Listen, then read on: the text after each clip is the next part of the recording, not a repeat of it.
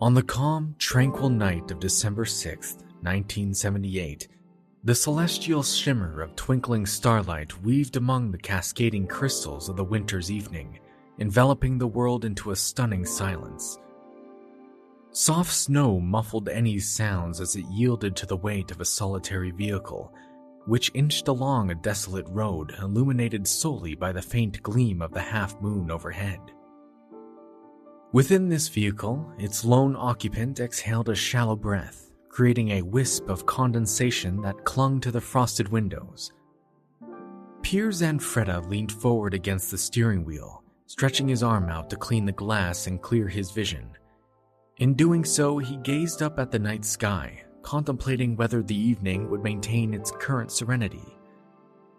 The glistening sheet of silver ice stretched its way across his path, briefly pulling his focus back to the road ahead of him.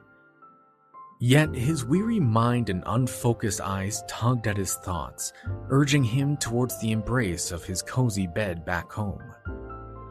At only 26 years old, Zanfretta held the position of night watchman, patrolling the outskirts of Torriglia, a calming and quaint village roughly 20 kilometers northeast of the Italian city of Genoa. The routine nature of his work had dulled his senses to the extent that he could navigate his route even with a blindfold. It was a slow night, which only added pressure to the unwavering sense of fatigue. The final flakes of a dying storm delicately landed on the windshield. Glancing at his watch, he noted the time, 11:30 p.m. Easing open his door, he let the icy air clash with the warm gust emanating from the vents of his vehicle's interior. Stepping out, his boots disturbed the untouched snow's tranquil blanket, breaking the silence of the shadowed pastures under the night's repose. The dispersing clouds above unveiled the expansive universe before him, drawing his gaze to the endless black. Retrieving the last of his cigarettes from his pocket, Zanfretta fully allowed his soul a moment of peace. However, it was in that moment something would shatter his stupor. Only a short distance away, down the ice-covered road, stood the picturesque countryside villa belonging to a Dr. Ettori. During this time of year, the residence remained mostly empty, its windows dark and devoid of any signs of life within its abandoned halls. This was just one of the many stops he was assigned to oversee, a home that demanded his undivided attention. Typically, all was quiet. Seldom did he have to venture into the freezing night to address any disturbances to his routine. But on this particular evening, something had caught his eye. A peculiar light danced off the stone walls, a clear indication that someone was moving about the property with a flashlight. His instincts urged him to explore this unusual occurrence. It seemed improbable that the doctor would have made a visit in the dead of winter's night to scour his own property like a criminal. This villa, now bathed in light from multiple sources, sent a shiver of apprehension down Zanfretta's spine. There might be more than one intruder stalking among the grounds. With a powerful sigh of resignation, he flicked the last ember of his dying cigarette onto the snow-covered ground, fully aware that this would not be a straightforward matter of just chasing someone away. An arrest may need to be made. Ensuring he remained undetected by these trespassers, he quietly retreated into his car, gently applying the pedal to allow it to inch forward, the movement barely making a sound as it ever so silently approached the house. The erratic lights endured as Zanfretta reached the front steps, leaving him to ponder why these would-be thieves hadn't yet breached the sanctity of the home and were so carelessly broadcasting their presence. With his back against the wall, flashlight steady in hand, the nervous man seized his opportunity and slipped through the gate leading into the backyard. However, what he encountered before him was not the typical home invader he had anticipated, but rather something far more unsettling. I'm your host, Jordan Hopkins, and you're listening to the Moonlight Lore podcast.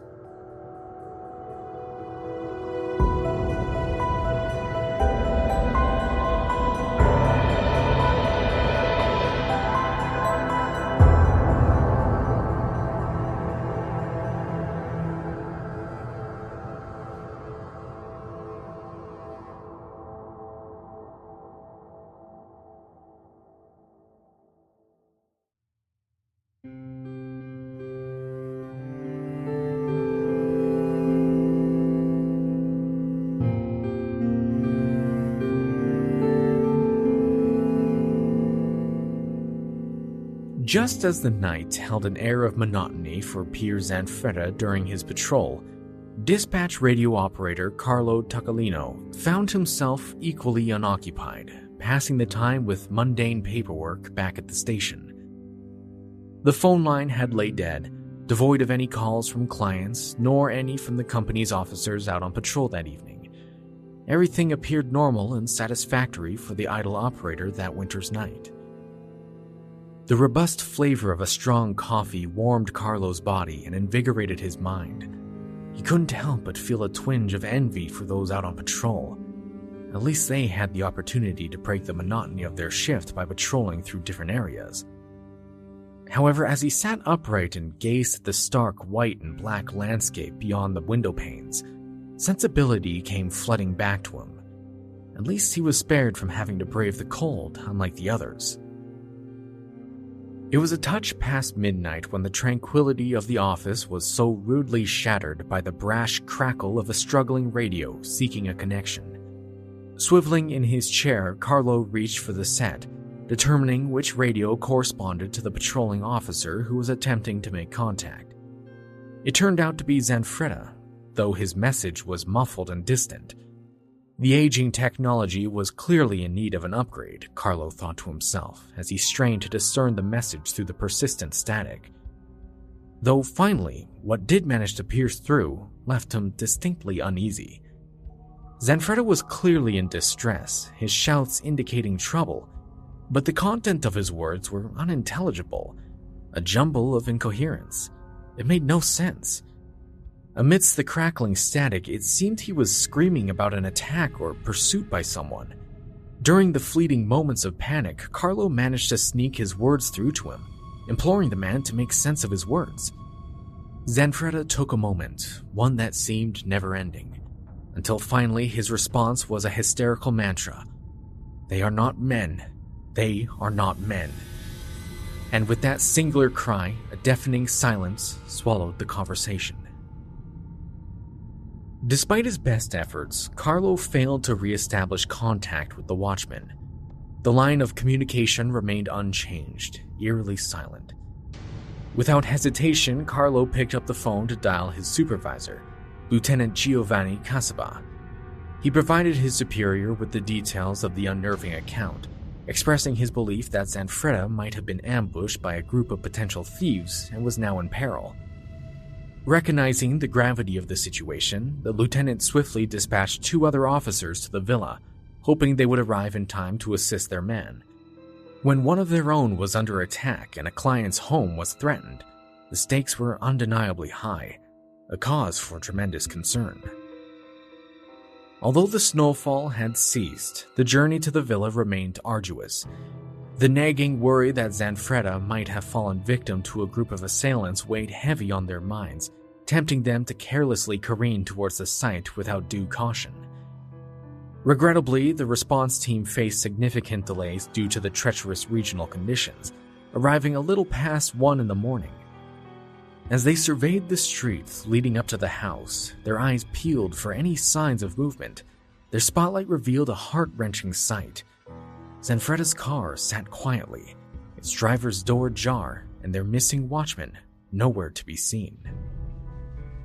Stepping from the comforting warmth of their vehicle, the pair of officers were met with only the dull hum of their exhaust. Any other noise had been snuffed out by the soft snow surrounding them. As they clicked on their flashlights, further illuminating their dim surroundings, they grappled to uncover any clues that would indicate what had occurred merely 2 hours earlier. Fortunately, the ice and snow, which had initially impeded their arrival, now seemed to guide their way. Scattered across the ground were the distinct tracks of someone who had moved in a hurry.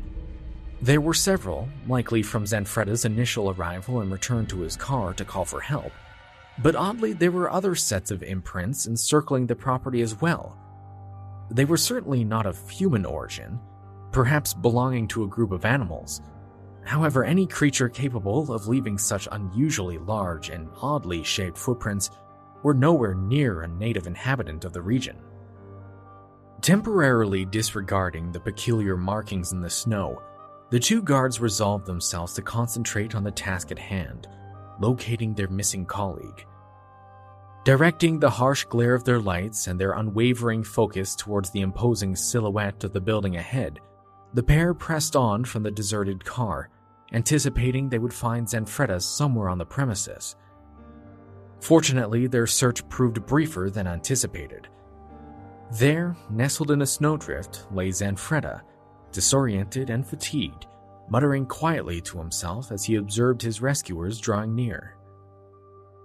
The man was clearly in a state of shock, incapable of responding to their demanding questions or even registering their presence.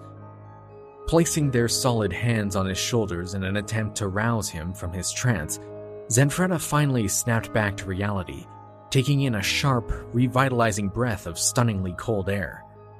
However, while he breathed in a sigh of relief, a wave of concern washed over the other two.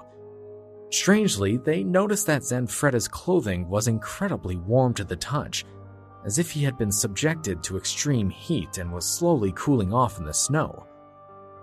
He appeared physically sound, with no evident markings or signs of any attack, which compelled the responding officers to wonder why he insisted that he had been over the radio. What had he witnessed and what had led him to this catatonic state? He appeared fixated on things that weren't there, invisible shapes that seemed to lurk beyond the shadows and around corners. Glazing nervously over his shoulder as he was guided by the officers, he failed to string along any comprehensive sentence as the two bombarded him with questions. Lieutenant Giovanni and a few other additional guards then arrived on scene, eager to understand the events of that night. They had to verify the security of the residence and ensure the safety of their missing watchman, and now, unable to delay answering the probing questions any further, Zanfretta revealed to his superior what had transpired upon his arrival. He told them of the visitors who came from beyond the stars.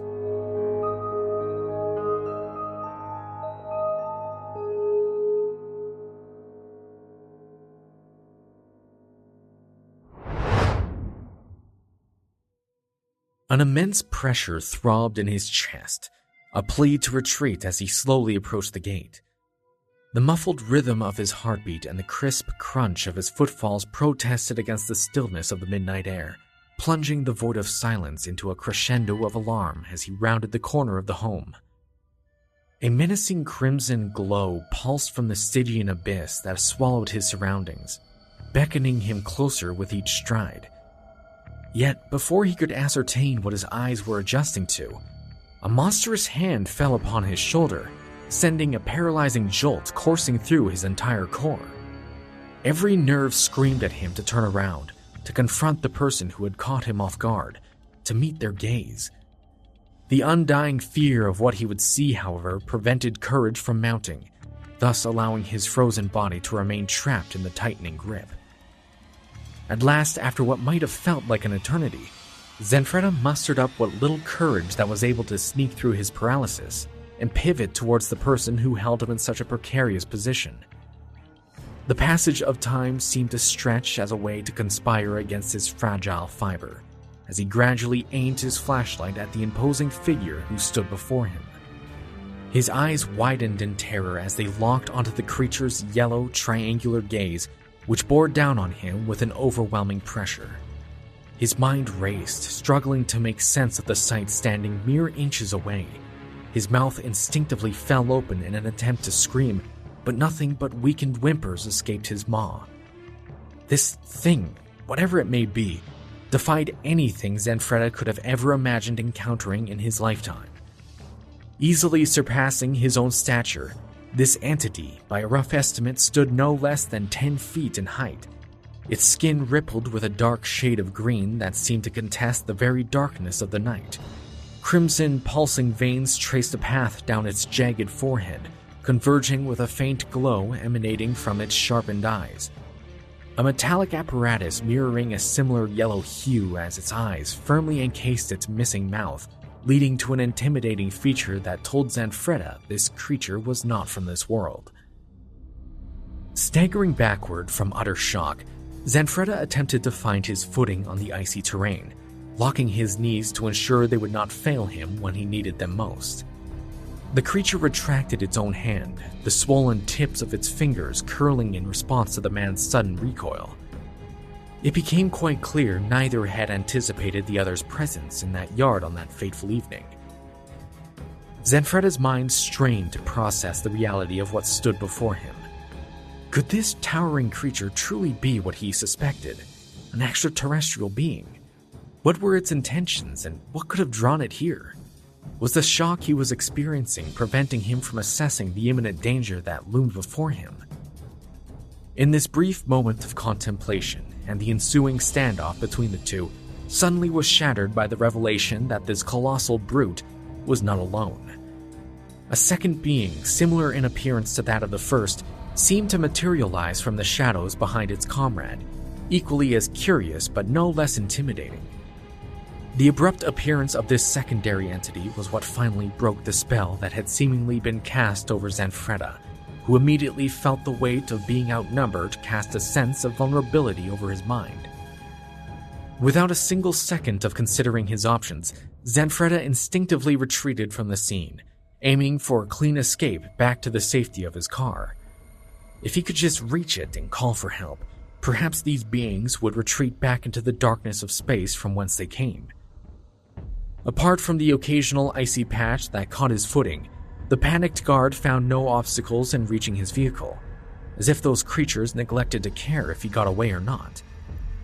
Collapsing into the welcoming warmth of the interior of his patrol car, Zanfretta's hand fumbled for the radio, yanking it from its holster, begging for anyone on the other end to hear his cries.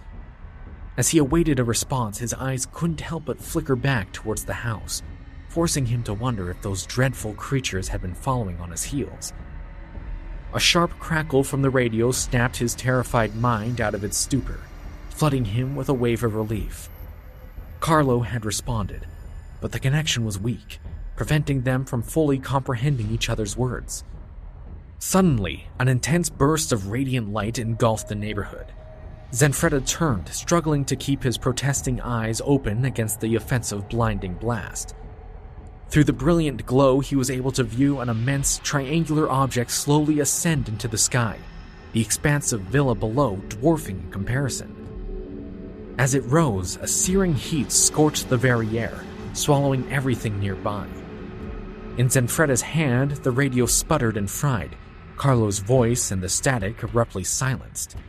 His vehicle, which but a moment ago sat running perfectly, inexplicably died, succumbing to the surge of heat, leaving a distraught Zanfretta stranded on the icy road and fully at the mercy of the events unfolding before him.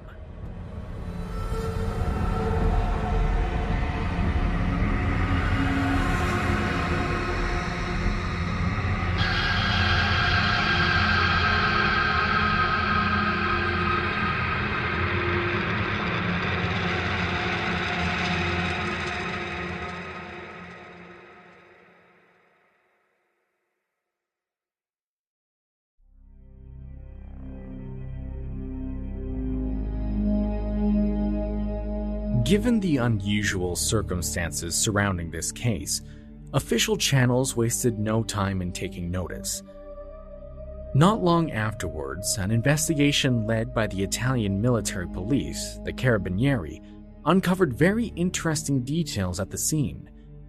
Two distinct impressions in the frost-smothered grass behind the residence confirmed that something had indeed occupied that particular spot relatively recently. Speculation quickly arose, with many suggesting that the 9-foot diameter imprints could have been formed by the landing gear of the triangular UFO. As officers swept through the neighborhood like a tidal wave, combing the area for any additional clues or evidence corroborating the night watchman's startling account, several inquisitive neighbors began to venture from their homes, anxious about the early morning commotion. As whispers from nearby officers began making their rounds throughout the community, it was revealed that many of the local residents had something to say about the night in question. Allegedly, 52 neighbors in total asserted they had witnessed a brilliant, dazzling flash emanating from the vicinity where Zanfretta had been on patrol just a few hours before. Some even insisted they had observed the object's unmistakable triangular shape as it ascended into the sky and vanished from the atmosphere. Up until this moment, there had been a pervasive skepticism among the responding investigators regarding the veracity of Zanfretta's account. Simply put, very few of them took his extraordinary tale at face value. Yet, with the disclosure that over 50 locals were stepping forward to support him, essentially validating a crucial aspect of his narrative, it instilled a palpable sense of apprehension and concern about the situation. What had truly transpired last night in the Italian countryside? What had Zanfretta really encountered, if anything at all? As anticipated, Zanfretta's story swiftly circulated among the public, becoming a blazing topic of speculation and fascination. Virtually every news outlet, spanning from television broadcasts to printed publications, had their own take on the peculiar case. While many stopped short of wholeheartedly endorsing the notion that extraterrestrial beings had visited the secluded village, most were keen on delving into the man at the center of it all. It came as no surprise that the general population leaned heavily towards skepticism, which allowed Zanfretta to become the sole target of vicious harassment and ridicule. There were a few individuals who came to his defense, with most vouching for the man's apparent unwavering integrity. Even officers who responded to the scene corroborated the abhorrent state Zanfretta seemed to be locked in, shaking uncontrollably, visibly on edge at the slightest movement, and seemingly plagued with unraveling thoughts that resulted in fragments of incoherent gibberish. As the sun rose that morning, any lingering doubts the investigating officers may have had were promptly put to rest by Zanfretta's genuine fear. Allegedly, when also asked to return to the scene where he had encountered the beings, Zanfretta was overcome with an immense reluctance, initially hesitating to agree until he was finally persuaded by his superiors. Though, despite the few testimonies given by several of the authority figures in support of Zanfretta, a lingering veil of doubt shrouded the story within the wider community. It was understandable. It was incredibly difficult to accept what Zanfretta was claiming was truthful, with most coming to the conclusion the man was simply fabricating it all for a chance at local fame and recognition. Yet amidst the sea of incredulous skeptics, one man emerged as Zanfretta's advocate, a reporter by the name of Rino Di Stefano. Defying his peers and perhaps his own better judgment, he chose to put aside his speculation and instead embrace the extraordinary. He simply couldn't rationalize in his own mind as to why a devoted husband and father of two, with a reputable profession, would jeopardize all of it for such an absurd tale. Stefano genuinely believed that Zanfretta would not intentionally endanger all he held dear for a taste of fleeting notoriety, so he took it upon himself to delve into the depths of this incredibly fascinating mystery. Although it took quite a bit of convincing and reassurance, Stefano succeeded in convincing Zanfretta to undergo a session of hypnosis, aiming to uncover the truth about that fateful night of December 6th. Zanfretta had been apprehensive about revisiting the experience in his mind and was hesitant to discuss it with anyone after becoming the subject of every joke in Italy. But Stefano had hoped that the therapy would offer the man some relief and eventually some closure, something that Zanfretta had desperately craved. 17 long, agonizing days following the incident at the villa, a distressed Zanfretta succumbed to hypnotic persuasion under the guidance of psychotherapist Dr. Moreau Moretti, and finally, the details of that fateful evening began to be unveiled.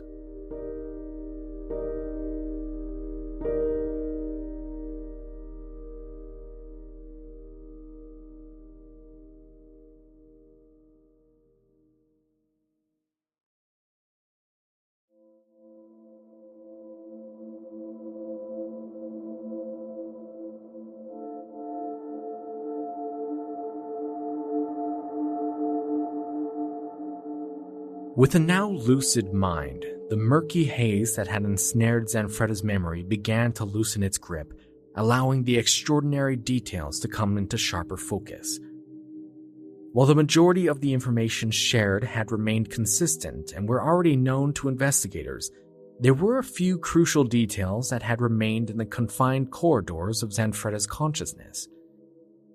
According to the records of that session, Zanfretta had not only encountered these immense horrors outside the villa, but he had also been abducted by them. An incredible detail that had been almost forgotten. It wasn't quite clear whether it was Zanfretta's own psyche that had suppressed this part of the narrative to shield his already stressed and fragile mind, or if it was influenced by forces beyond our comprehension. Nonetheless, during that session, further astonishing details became vividly apparent.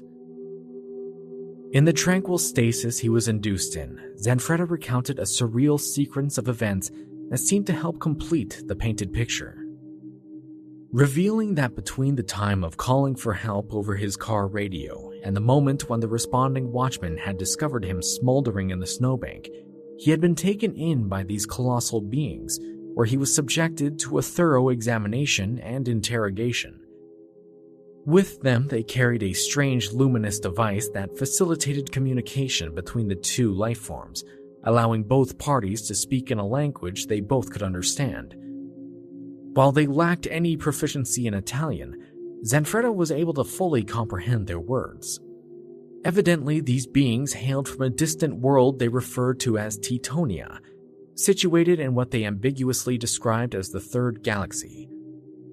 They didn't disclose the exact reason for their presence in that obscure, secluded village that night, but they did express a desire to establish a broader connection with the human race, a means of vast communication and understanding. However, before they released the catatonic Zanfretta back in his normal environment, who undoubtedly at this time was racked with a myriad of emotions, they informed him of their intent to return in the near future, and in greater numbers. Unquestionably, that last revelation did not inspire much comfort or enthusiasm in the night guard's twisting stomach. What did they mean they would return? How many of them would decide to come to Earth? Why did they feel compelled to initiate contact with humanity, and why on Earth was he the one chosen to be the herald of their arrival? These sorts of questions and more failed to yield any reassuring answers. The remainder of the hypnosis session failed to shine any further light on an otherwise shrouded mystery, leaving Zanfretta drained and confused. Why did this have to happen to him? Was his luck so terrible that he had simply been in the wrong place at the wrong time, and now was inadvertently thrusted into an intergalactic exchange? Unable to provide any more insights into an eager Reno Stefano or perplexed Dr. Moretti, Zanfretta was swiftly but gently brought out of his trance, desiring nothing more than to put distance between himself and the rousing story. In the days that followed, the fervor surrounding the extraordinary account gradually began to disappear. News outlets and the general populace had exhausted their amusement at the expense of the now reclusive Pier Zanfretta and had moved on to other anecdotes involving everyday life. The scarred and now hidden watchman hoped that by maintaining a low profile, allowing the scrutiny of the public eye to pass, things would eventually dwindle down and return to normal. Those who remained deeply invested in the case were disheartened to find there was little else that could be done to expand on the peculiarities of that night's events. Zanfretta politely declined any further hypnosis sessions for the time being, and adamantly refused to engage with anyone from the media, preferring to allow the story to just fade away. However, the wisping winds of fate seemed to conspire to ensure his wish would never be granted, as it would only be but 3 days later would the creatures, now known as the Titonians, fulfill their promise and return to Zanfretta once again.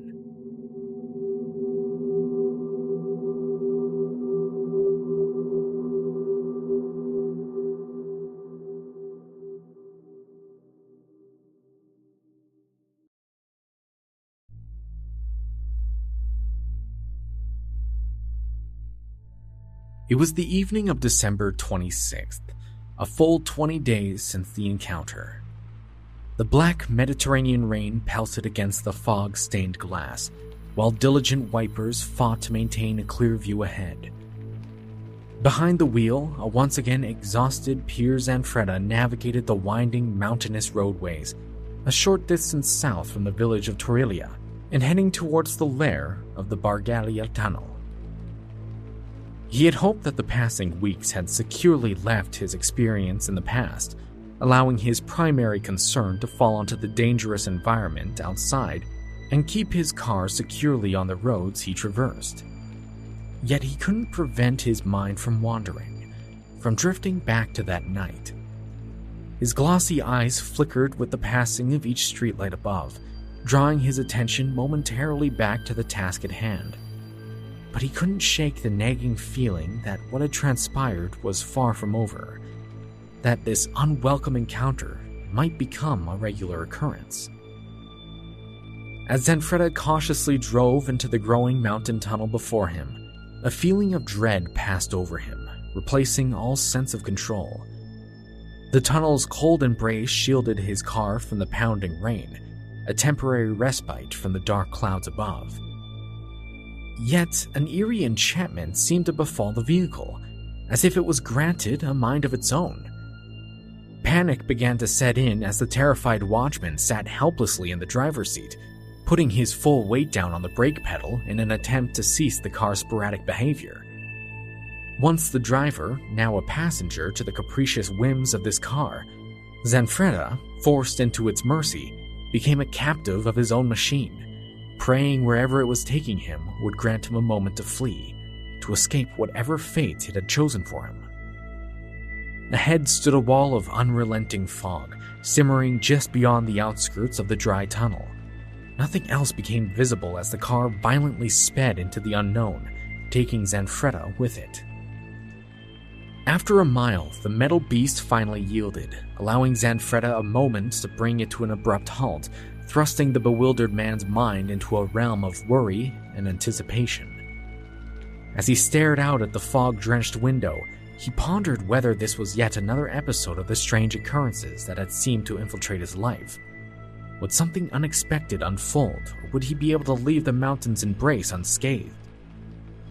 As it would turn out, the path to safety would have to be traversed at a later time, as his car became suddenly bathed in a searing white-hot glow that nearly blinded his startled eyes.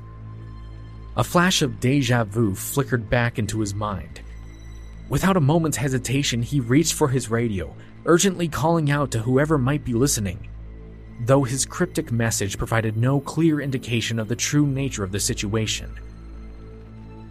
Naturally, whoever was on the receiving end of that radio call probably urged Zanfretta to remain put, stay in the safety of the vehicle, knowing full well that a repeat of the early months' events was the last thing anyone wanted. Though despite their pleas, Zanfretta remained silent, now completely lost and at the mercy of the unknown.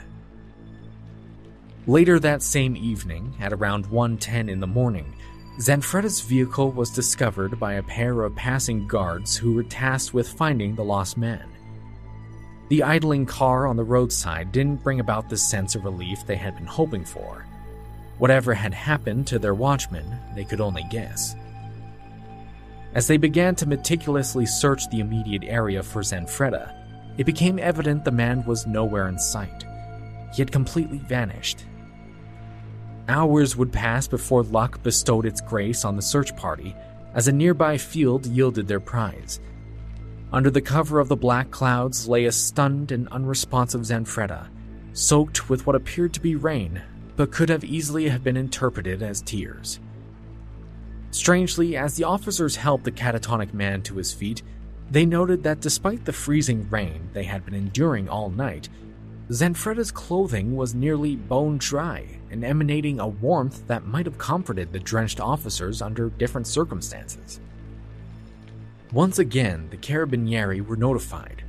Once again, another investigation ensued, despite the destructive weather conditions.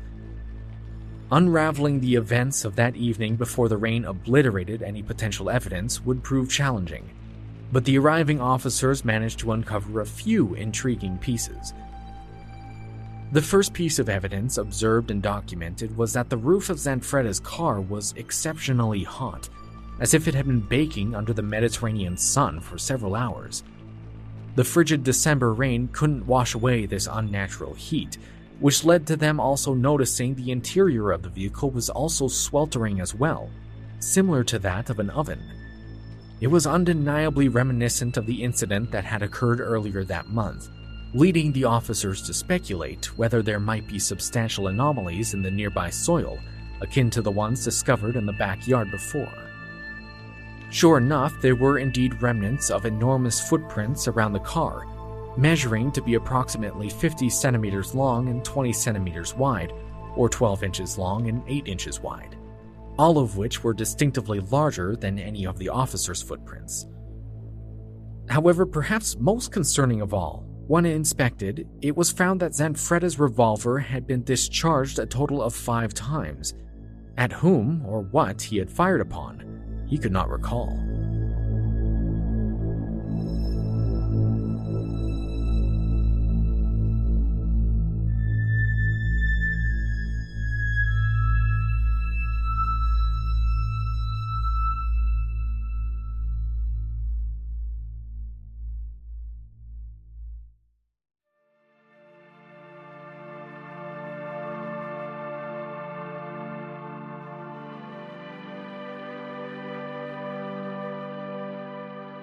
Zanfretta's abductions quickly became a topic of intense interest, not only among the public, but also within government circles, who all grappled with the question of whether the man's story was genuine.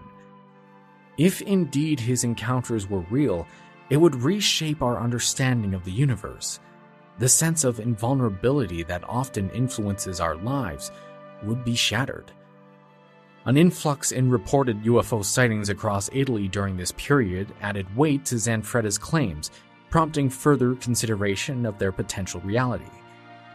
Following this second encounter with the Teutonians, it had once again thrusted Pier Zanfretta into an uncomfortable spotlight.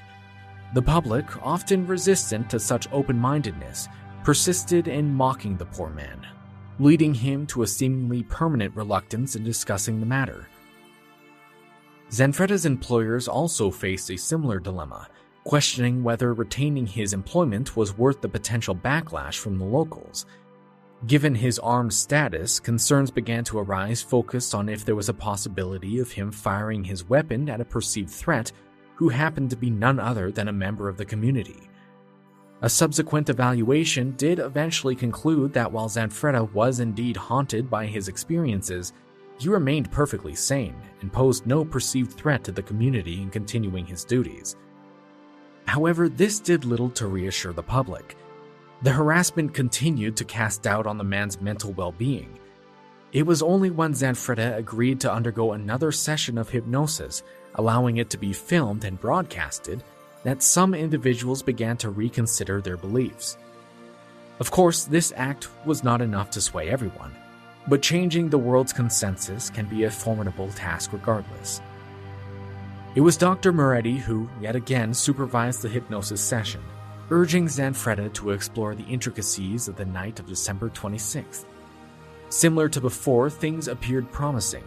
The small details about the scene and the evidence recovered from the investigation all aligned. However, once again, what truly piqued Moretti's interest was what had transpired between the moments of when Zanfretta left his vehicle and when he was eventually found. Delving into the depths of his subconscious, Moretti managed to unlock his hidden memories, coaxing Zanfretta to recount his experience, no matter how difficult or horrifying it may have been.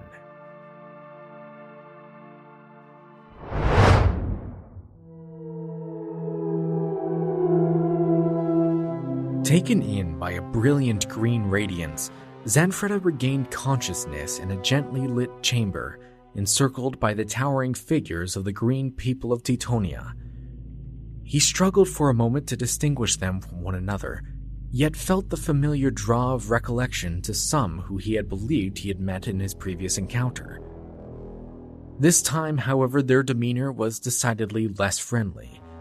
Swiftly stripped down to nothing and compelled to wear a large metallic helmet, an apparatus designed to facilitate his comprehension of their language, albeit at the cost of excruciating pain, Zanfretta was forced to endure another session of questioning.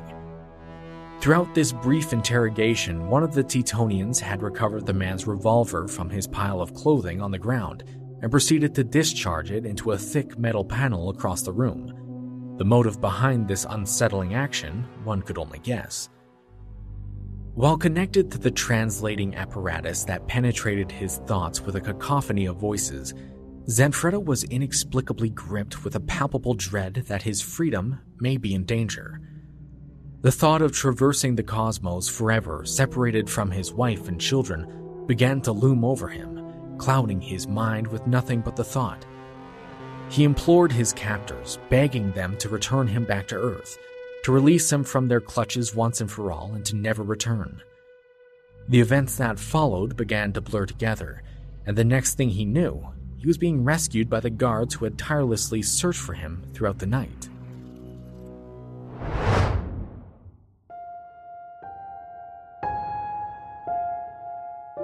While the hypnosis session failed to provide clear insights into the purpose behind this specific abduction, it was released to the public with the hope that it would serve as evidence of Zanfretta's genuine experience. Regrettably, this failed to dispel the cloud of skepticism that enveloped the public, and instead only fueled further ridicule. Once more, Zanfretta went underground, retreating from the public view. But even in his seclusion, the poor man was unable to escape the oppressive interest that the Detonians seemed to have for him. 6 months would tick by until the night of July 30th, 1979, where Zanfretta found himself once again out on patrol in the residential Quarto region of Genoa, a significant distance from the mountainous terrain of the previous 2 encounters. With the passage of time neglecting to develop any new expansions in his story, Zanfretta believed, or at least hoped, that his days of being kidnapped and interrogated by beings from another planet were behind him. As he navigated the quiet, deserted streets of the city on his motorcycle, I'm sure you could guess what happened next. That's right, Zanfretta was once again abducted by the aliens, and after another 2 hours would find himself waking up 15 kilometers away on a roadway leading to the summit of Mount Fascia, with absolutely no recollection of what had transpired during that time or how he even got to where he was. In another hypnotic regression session, Zanfretta delved deep into his subconscious to recall what had happened that night. He vividly recalled how an intense green glow emanated from a flying saucer, which he claimed had plucked him from his patrol route and transported him on board. The extraterrestrial craft then held him captive for a short time before eventually depositing him on the mountaintop, leaving him disoriented and deeply disturbed. This unfortunate pattern would continue on and off for the poor night guard who simply just wanted peace. Another 6 months would pass before the next abduction would take place on December 2nd, 1979. Luckily, Zanfretta would not have to face this ordeal on his own. While patrolling the suburbs of Genoa with 4 other guards, including his supervisor, Lieutenant Giovanni, they reported witnessing an extraordinarily odd, cloud-like object slowly hovering around 100 feet above them. Abruptly and without warning, 2 intensely bright beams of light emanated from the object, casting a brilliant glow over the patrol cars, which in turn completely shut them off while they were still moving. Whatever this light might have been, it appeared to disrupt the vehicle's mechanisms, bringing all officers to a standstill. Upon stepping out to get a clearer look at the object that had halted them in their path, it was said the lieutenant was so overwhelmed with fear by the unfolding scene that he discharged several rounds from his revolver at the UFO, compelling the ethereal lights to extinguish and swiftly vanish into the night sky. Oddly, this peculiar case didn't end there. The following evening, around 9:30 p.m., as Zanfretta pulled into a local service gas station to refill his patrol car in downtown Genoa, he was accosted by strange whispers dancing on the night breeze. As he stood next to the harsh glare of the fuel pump, his eyes were inadvertently drawn in the direction of the faint noise leading beyond the lights of the station. In the shadows, he could scarcely make out a tall, humanoid figure lurking as if wanting to remain unseen. As it realized Zanfretta had spotted it, it stepped forwards, revealing a bald, egg-shaped head individual wearing what appeared to be a checkered suit and metallic breastplate. Certainly an unnerving sight, but the commands issued by this opposing figure instilled a true sense of dread and trepidation into the very scene. As per Zanfretta's account, the entity's voice exerted a physical influence over him, compelling him to follow every word and command that escaped its mouth. He was directed to return to his car, drive towards a nearby hovering cloud a short distance away, and there he would gain some insight to the creature's motivations.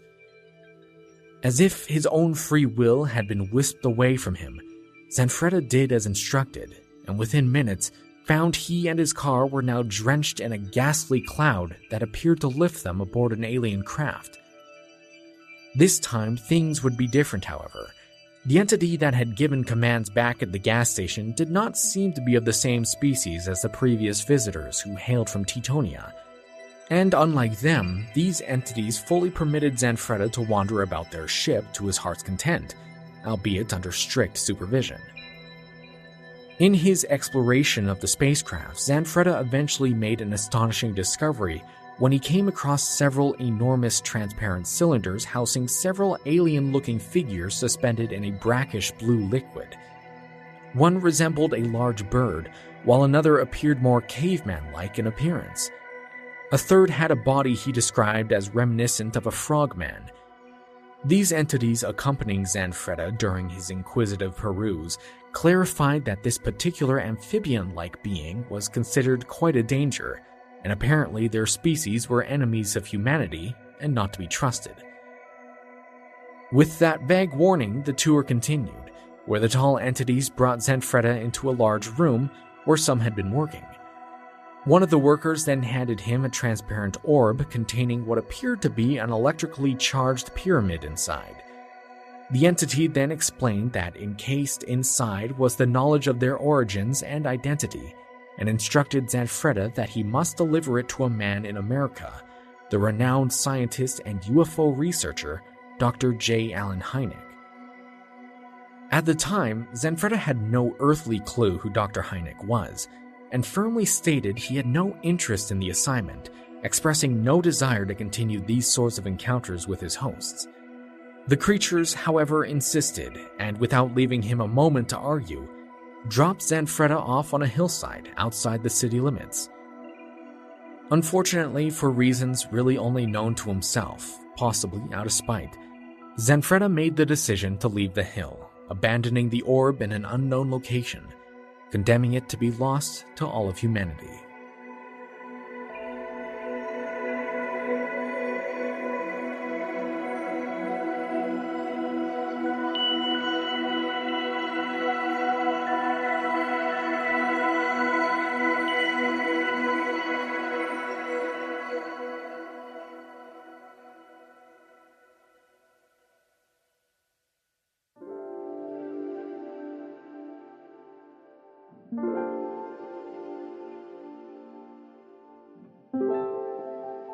Throughout his tenure as a night watchman, Pier Zanfretta maintained that he had experienced a total of 11 abductions between the years from 1978 to 1980, each one as spellbinding as the last.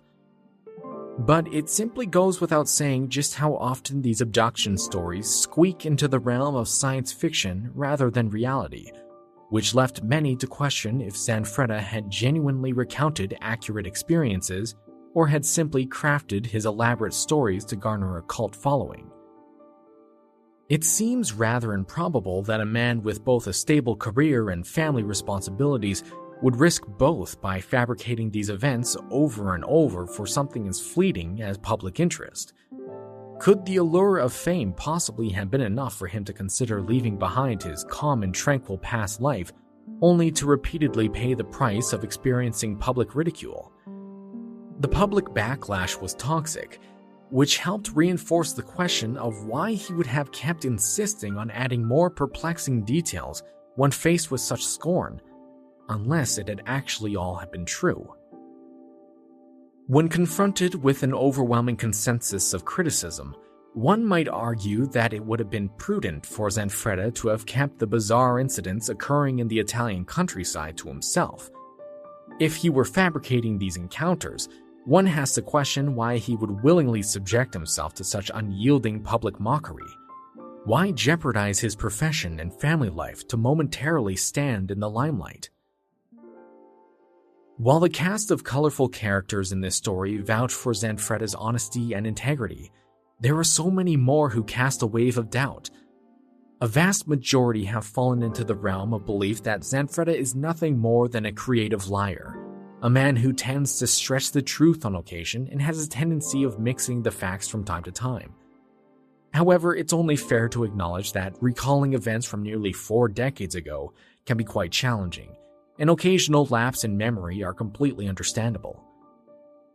This story itself is undeniably captivating, and in the current climate of increased acceptance and interest in ufology, people are more inclined to embrace this particular case than they once were. Many find it not only an engaging narrative, but also surprisingly plausible.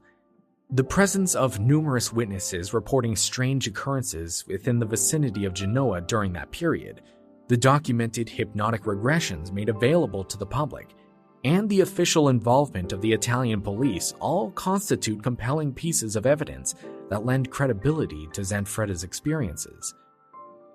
Personally, I find it a little difficult to fully embrace the idea that this man had such extraordinary encounters all those years ago. But history is brimming with strange occurrences. Some have been brought to the light, like Zanfretta's abductions. Others have been left in the dark, of which we unfortunately may never know about. While I typically love a good story like this one, whether it be true or false, I also tend to approach such accounts with a hint of skepticism. It's important to entertain both sides of the discussion, nurture an impartial attitude, because you might never know what will be later revealed. By maintaining an open mind, one might discover the world to be a far more fascinating place than initially perceived.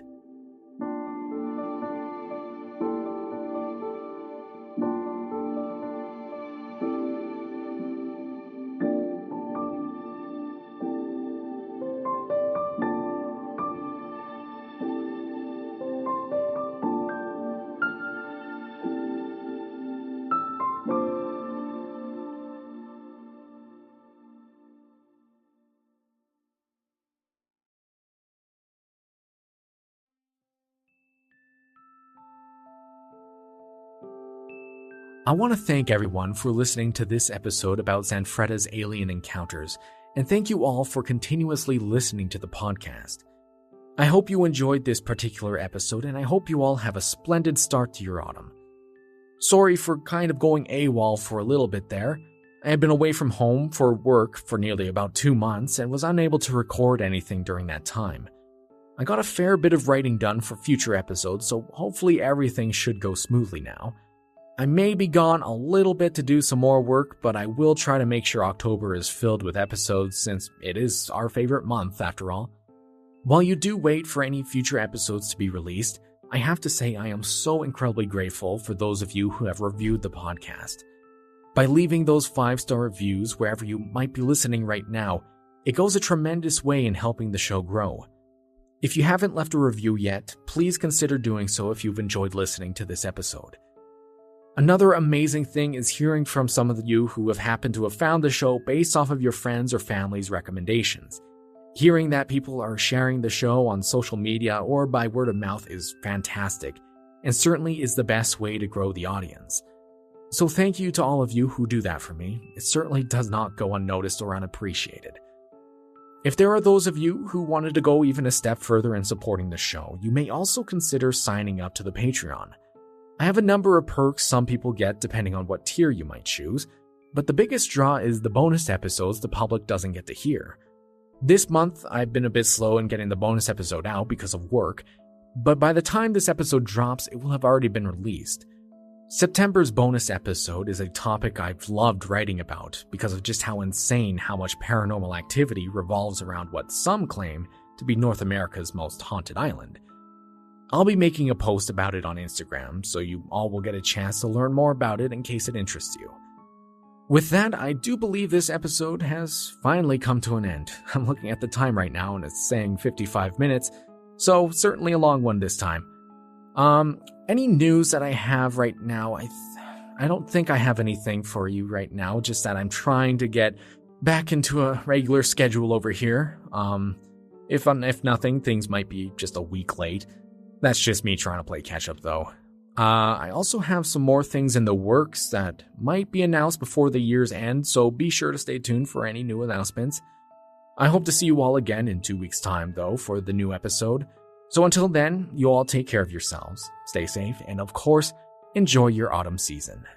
I'll see you all next time.